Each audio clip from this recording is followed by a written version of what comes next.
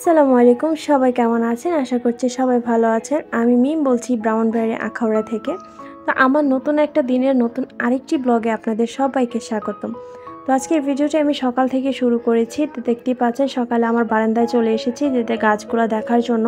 গতকাল রাতে প্রচুর বৃষ্টি হয়েছে, ভাবলাম যে গাছ কি পড়েই গেল নাকি। রাত্রে ৩টার দিকে উঠেছিলাম, দেখি বৃষ্টি হচ্ছে। তো এখানে গাছে একটা ফুল ফুটেছিল, তো মাশাআল্লাহ নয়নতারা ফুলটা আমি হাতে নিলাম আর কি, যেহেতু ঝরে গিয়েছে তাই নিয়ে নিলাম। আর এখানে গাছগুলো দেখতেছি যে না, সব কিছু ঠিক আছে, পানি দেওয়া লাগবে না, গাছে পানি আছে। যেহেতু রাতে বৃষ্টি হয়েছে, এখন পানি দিলে গাছগুলো মরেই যাবে বেশি পানি পেয়ে। তো এখানে সকালবেলা আন্টি এসেছে রুটি বানানোর জন্য, কাজের আন্টি। উনি আসলে রুটি বানিয়ে দিয়ে যায়, তারপর থালা বাসন কাপড় চোপড় ধোয়ার থাকলে এগুলো সব ধুয়ে দুপুরে রান্নার জন্য যা রান্না করব এগুলো কেটে কুটে দিয়ে যায়। তো এই তো আন্টি সকালে নাস্তা বানাচ্ছে, সেটাই আপনাদের সাথে শেয়ার করলাম। তো সকালবেলা আজকে যেহেতু বৃষ্টি হয়েছে, ছেলেকে ওই মাদ্রাসায় পাঠাতে পারিনি, তো মাদ্রাসায় যায়নি। বলতেছে যে আজকে বৃষ্টি হয়েছে আমি যাব না, অনেক জোরাজুরি করেছি কিন্তু যায়নি। এখানে পরোটা বানানো হচ্ছে আমার ননদের মেয়ের জন্য আর আমার শাশুড়ি আম্মার জন্য। তো ওনারা দুজন পরোটা খায় আর আমরা সবাই রুটি খাই। আমি তো প্রায় হয়তো একদিন একটা রুটি খাবার না হয় খাই না, একটু চা হলেই আমার চলে। তো এখানে আন্টি নাস্তা বানাচ্ছে আর এদিকে আমি রুমগুলো একটু পরিষ্কার করে নেব। তো আমি বেডরুমে চলে এসেছি, আমার বিছানাটা একটু গুছিয়ে নেব। আমার ছেলে ঘুম থেকে উঠে গিয়েছে, তো ভাবলাম যে না, এগুলো একটু পরিষ্কার করে নিই। তো এই তো এখানে আমি এখন কাঁথাটা ভাঁজ করে নিচ্ছি, আমার ছেলের কাঁথা না হলে আর কি হয় না। তো এখানে এগুলো ভাঁজ করে তারপর বিছানাটা আমি একটু গুছ করে নেব। তো আমার ব্লগগুলো আপনাদের কাছে কেমন লাগে অবশ্যই কিন্তু কমেন্ট করে জানাবেন। আপনাদের একটা মূল্যবান মতামত কিন্তু আমার জন্য খুবই গুরুত্বপূর্ণ, কারণ আমি বুঝতে পারবো আপনারা কী বিষয়ে আমার কাছে ভিডিও চান, বা আমার ব্লগগুলোকে আদৌ আপনাদের কাছে ভালো লাগে কিনা, বা কী বিষয়ে কোনো কিছু জানতে চান কিনা।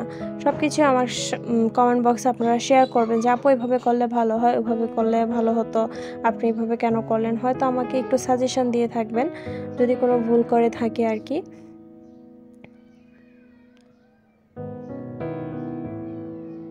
তো সকালবেলা উঠে আগে গাছগুলোতে পানি দিয়ে নিই, তারপর বিছানা গুছিয়ে ঘর ঝাড়ু দিই। তো এখন যেহেতু নাস্তা বানানো শেষ, সবার জন্য চা করে নিয়েছি। তো আমার শাশুড়ি আম্মা আর আন্টি আর আমার ছেলে ও একটু চা খাবে, তো ওর জন্য একটু চা নিয়ে নিয়েছি আর এখানে পরোটা নিয়ে নিচ্ছি।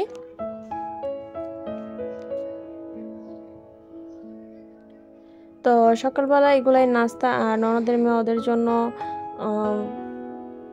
ভাজি করে নিয়েছিলাম। তো ওরা এগুলো দিয়ে খেয়ে নেবে, আর আম্মা, আমার ছেলে আর আন্টি ওনারা চা দিয়ে খেয়ে নেয়। তো নাস্তার পরে যে থালা বাটিগুলো জমেছিল এগুলো এখন ধুয়ে নিব। তো আমি এখন চার কাপগুলো ভালো করে ভীম দিয়ে মেজে নিয়েছি, তারপর এগুলো এখন ধুয়ে নিব। সকালবেলা কিছু রুটিন মেনে চললে কিন্তু আপনার সকালের কাজগুলো খুবই সহজ হয়ে যায় এবং কোনো ঝামেলা মনে হয় না। তো সকালবেলা তো উঠে বললামই, আমি আগে গাছে পানি দিই, তারপর বিছানা গুছাই, ঘর ঝাড়ু দিই, তারপর একটু চা বসি। তো এখানে আমার ছেলে মাদ্রাসায় চলে যাচ্ছে, মাদ্রাসায় না সরি, ও প্রাইভেটে চলে যাচ্ছে। যেহেতু মাদ্রাসায় যায়নি, বললাম যে প্রাইভেটে চলে যাও।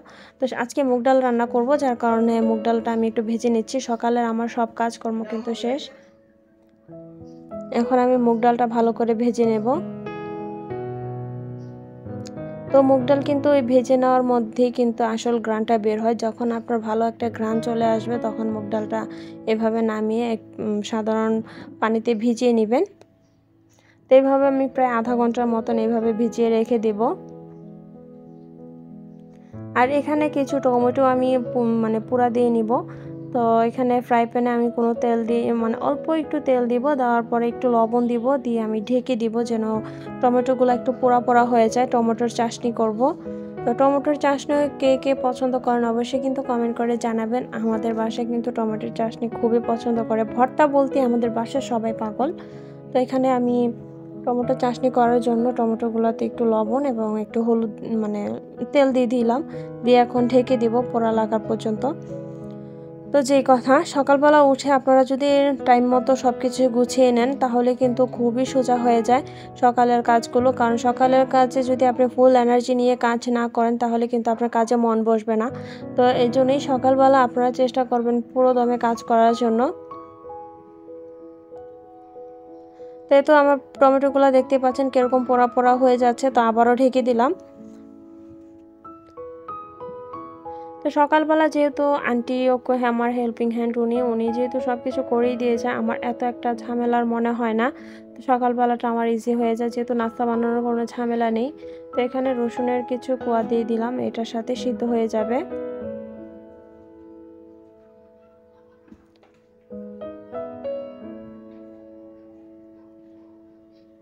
তো এই তো আমার টমেটোগুলো ভালো করে পোড়া পোড়া হয়ে গিয়েছে, সাথে রসুনগুলো।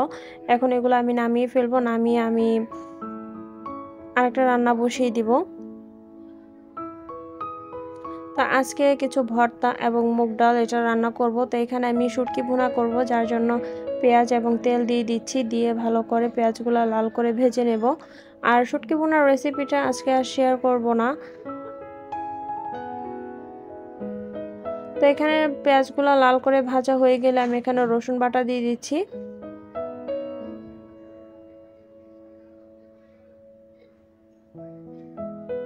তারপর হলুদের গুঁড়া, মরিচের গুঁড়া, ধনিয়ার গুঁড়া দিয়ে দিব, দিয়ে ভালো করে লবণ দিয়ে দিব। দেওয়ার পরে আমি মশলাটার সাথে ভালো করে কষিয়ে নিব।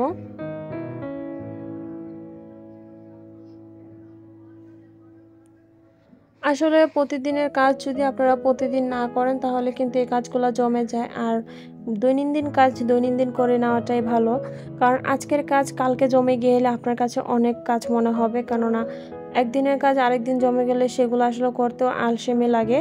তো যার কারণে প্রতিদিনের কাজগুলো চেষ্টা করি প্রতিদিনই করে নেওয়ার জন্য। সাপ্তাহিক কাজগুলো আপনারা সাপ্তাহিকভাবে রুটিন মাফিক করে ফেলবেন, কেননা আপনারা যদি এভাবে কাজ না করেন তাহলে এই কাজগুলো যে জমে তারপর অনেকগুলো কাজ হয়ে যায়।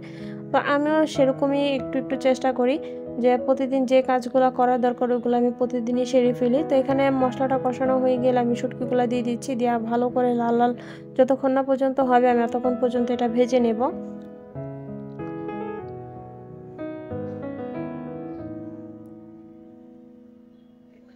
তো জীবনের প্রতিটি ক্ষেত্রেই কিন্তু সবাইকে কাজ করে যেতে হবে। কাজ যতক্ষণ না পর্যন্ত না করবেন ততক্ষণ কিন্তু কোনো দামই থাকবে না। তো সংসারে যতক্ষণ পর্যন্ত আপনি নিজের পরিশ্রমটা দিতে পারবেন আপনার সংসারটা ততক্ষণই আপনার পরিপাটি থাকবে। আর যদি একদিন আপনি সংসারটা না গোছান না করেন তাহলে মনে হবে কতদিন ধরে আপনার সংসার গোছান না, পরিস্থিতিটা ঠিক এরকম হয়ে যাবে। তো কোনো কাজই ছোট নয়। আমরা যে ইউটিউবিং করি তো সেটাও কিন্তু কোনো ছোট কাজ না। আমার সংসারে আমি যে কাজগুলো করি সেগুলো আপনাদের সাথে শেয়ার করি। তো এটা কেন ছোট হবে? যার কর্ম যেটা আছে সব কর্ম দুনিয়াতে সমান কথা। কেন সেগুলোকে আমরা ছোট করে দেখব? তো কোনো কাজই পৃথিবীতে ছোট করে দেখতে নেই। আল্লাহ যার রিজিকে যেরকম দিয়ে রাখছে সেরকমই হবে। তো এখানে আমি পেঁয়াজ লাল করে ভেজে নিয়েছি, মুগ ডাল রান্না করব। তো এখানে রসুন বাটা দিয়ে দিচ্ছি। রসুন বাটাটা তো আমার ছেলে এসে পানি ঢেলে দিয়েছিল, তো কী করার এটাই দেওয়া লাগছে। বাটিতে রেখেছিলাম, ও এসে পানি ঢেলে দিয়েছে। আর এখানে আদা বাটা দিয়ে দিচ্ছি 1 টেবিল চামচের মতো, দিয়ে ভালো করে কষিয়ে নেব। নেওয়ার পরে বাকি যে গুঁড়া মশলাগুলো আছে এগুলো দিয়ে দিব। তো এই ফার্স্ট টাইম কিন্তু আমি মুগ ডাল রান্না করতেছি। তো এখানে হলুদের গুঁড়া, মরিচের গুঁড়া, ধনিয়ার গুঁড়া দিয়ে দিব, জিরার গুঁড়া দিয়ে দিব, দিয়ে ভালো করে রান্নাটা করে নিব। তো বললামই তো এই ফার্স্ট টাইম আমি মুগ ডাল রান্না করতেছি, এর আগে কখনোই আমি মুগ ডাল রান্না করিনি।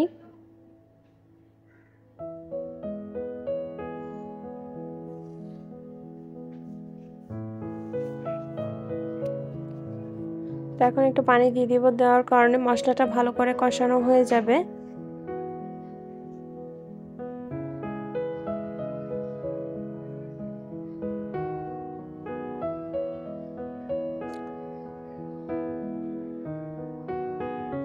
তো এখন কিছু টমেটো কুচি দিয়ে দেব। টমেটোগুলো দেওয়ার পরে আমি একটু ঢেকে দেব যেন টমেটোগুলো গলে যায়।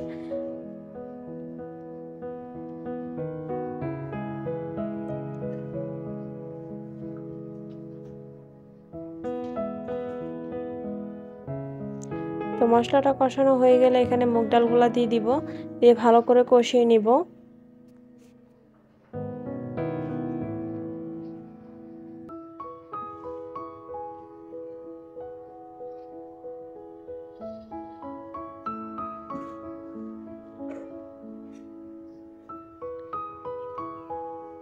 তো মুগ ডালটা ভালো করে কষিয়ে নেওয়া হয়ে মানে কষানোর জন্য দিয়ে দিলাম। তারপরে এখানে কিছু মাছের মাথা দিয়ে দিব।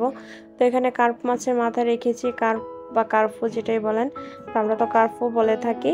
তো এই মাছের মাথাগুলো আমি দিয়ে দিব।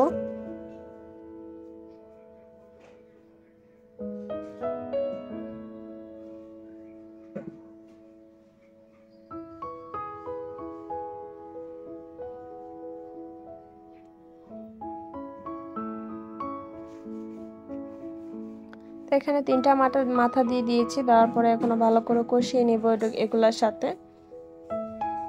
আলহামদুলিল্লাহ ডালটা খুবই ভালো হয়েছে, খেতে অনেক মজা হয়েছে।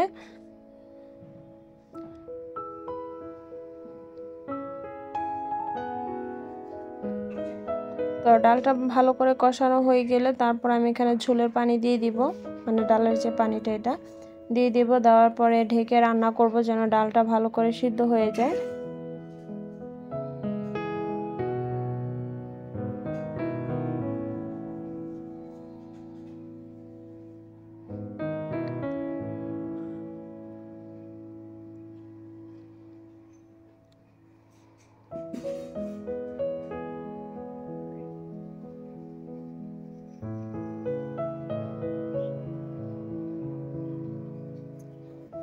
তো এই তো আমি এখানে গরম পানি দিয়ে দিয়েছি, দেওয়ার পরে এখন ঢেকে দেব যতক্ষণ না পর্যন্ত ডালগুলো সিদ্ধ হয়ে যায়।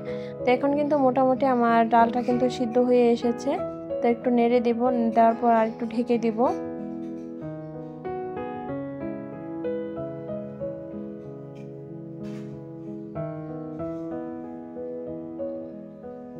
তো এখন কয়েকটা কাঁচামরিচ দিয়ে দিব, যেন আস্ত কাঁচামরিচ দিয়ে দিয়েছি যেন ফ্লেভারটা শুধু ঢুকে।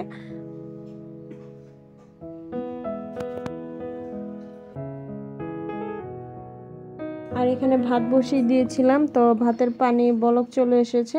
উঠে যাওয়ার পরে এখানে চালগুলো দিয়ে দিলাম, দিয়ে এখন ঢেকে দেব। আর এখানে টমেটোর চাটনির জন্য যে টমেটোগুলো পুড়িয়ে নিয়েছিলাম এখন এগুলো ভালো করে ভেঙে নেব। তো এখানে শুকনো মরিচ ভেজে নিয়েছি, পেঁয়াজ ভেজে নিয়েছি আর ধনিয়া পাতা নিয়েছি। নেওয়ার পরে লবণ দিয়ে ভালো করে মেখে নিচ্ছি। নেওয়ার পরে টমেটোগুলো ভালো করে কচলিয়ে নেব। তো এই টমেটো চাটনিটা কিন্তু খেতে খুবই মজার হয়ে থাকে, আপনারা চাইলে একবার বাসায় ট্রাই করতে পারেন। তো আমার মনে হয় না রেসিপিটা কারো অজানা, এই ভর্তাটা কিন্তু সবাই করতে জানেন। তারপর একবার বলে দিলাম।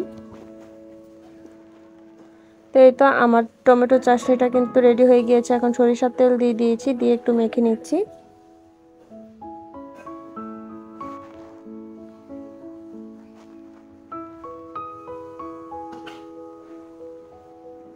তো এই তো ভর্তাটা রেডি হয়ে গিয়েছে।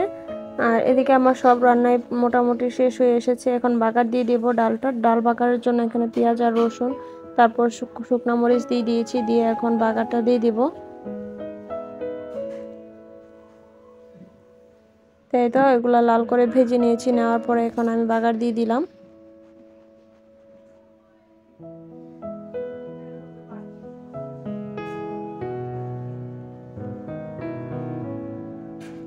তাই তো আমার ডাল সবগুলো ভালো মতন সিদ্ধ হয়ে গিয়েছে, তো দেখতেই পাচ্ছেন। এখন কিছুটা ধনিয়া পাতা দিয়েছি, দিয়ে এখন নামিয়ে ফেলবো।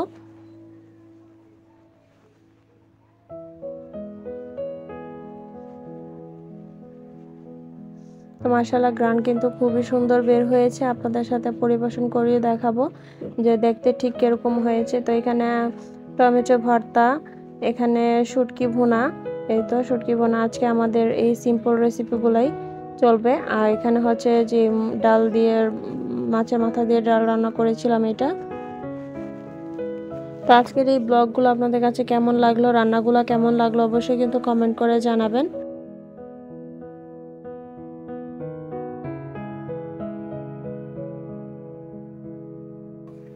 আর এই তো মুগ ডালটা আপনাদেরকে একটু পরিবেশন করে দেখিয়ে দিলাম। মাশাআল্লাহ কালারটা কিন্তু খুবই সুন্দর হয়েছে, কার কাছে কেমন লাগছে জানি না। আল্লাহ হাফেজ, আসসালামু আলাইকুম।